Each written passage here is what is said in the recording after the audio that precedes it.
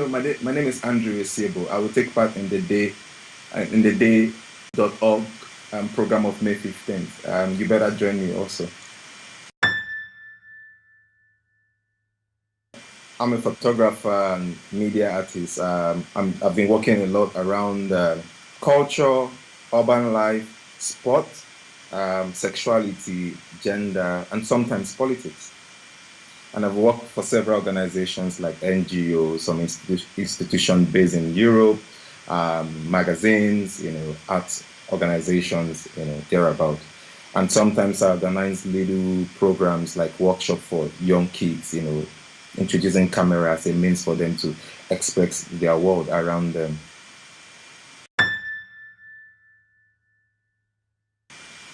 Visual gaps, of course, the kind of stories we see out there. I mean, often this story we see is always this kind of stories that shows more of the mystery, more of the, will I say, the pessimistic side of the continent.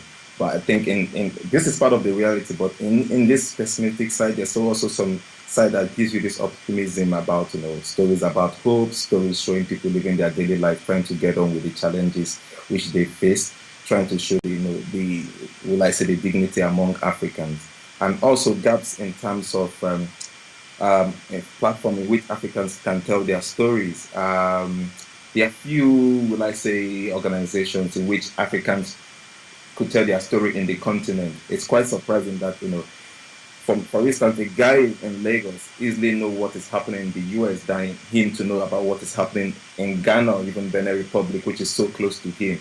I mean, I think this is because there's hardly, I would like to say, platform in which they can tell their stories to even to the Africans in the continent. And also there's, will I say, a big gap in, will I say, like, um, gender gap in the sense that, I mean, if you even check in many of these stories that concern misery, it's always involving children, women, but you all hardly find women even telling these stories, which concerns them. So what I've seen being a photographer, I hardly come across women, joining me in taking pictures. And I think there's a big gap in this area. What I mean, there's few women telling the stories of women in the continent. Also infrastructures or equip things that could equip the photographers. I mean, I could say there are many photographers who are passionate to tell the stories of Africans, but the question that keeps coming in their mind, I need equipment, where can I learn photography? I mean, back home, I mean, here in Nigeria, there's no school you could, I mean, that says, okay, we want to take photographs as our core, program for people. So there are few, or let me say, gap in infrastructure in which Africans can learn to get better equipped to tell their stories.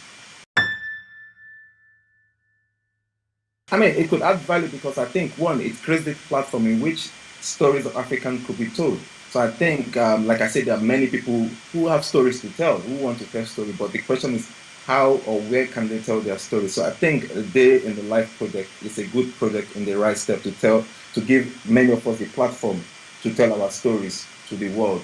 And I hope it could continue so that not only just for the day of 15, it could be like a continuous program which we can tell our story to the world.